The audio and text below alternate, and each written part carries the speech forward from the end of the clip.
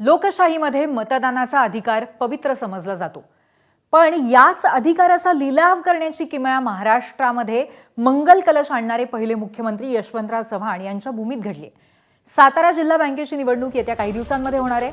त्यासाठी 5 ऑगस्टपर्यंत विकास सेवा सोसायट्यांना मतदानाचा अधिकार देण्यासाठी ठराव द्यायचा आहे आणि त्यासाठी कराड तालुक्यातील कोडोली गावातील विकास सेवा सोसायटीच्या सदस्यांनी मतदानाचा अधिकार देण्यासाठी थेट बोलीच लावली.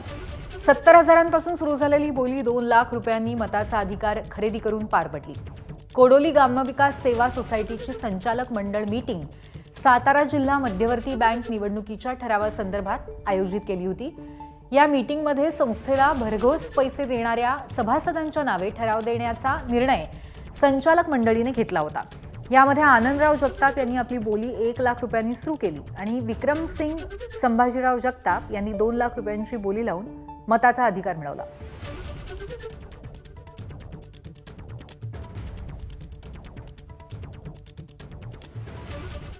यावर सत्तेमध्ये आल्यानंतर सर्व सत्ता आपल्याकडेच पाहिजे अशा भूमिकेतनंच हे राजकारण सुरू आहे, अशी टीका पवारांच्या राष्ट्रवादीचे प्रदेशाध्यक्ष शशिकांत शिंदेंनी केली आहे.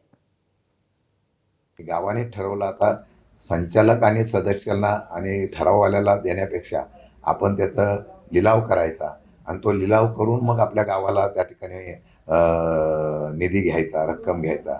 मला वाटतं की खरं म्हणतं ते दुर्दैवाची गोष्ट आहे आणि ते पण जाहीर पेपरामध्ये येत आहे. म्हणजे याचा अर्थ असा आहे की आता लोकशाहीतून निवडणुका ह्या संपलेल्या आहे.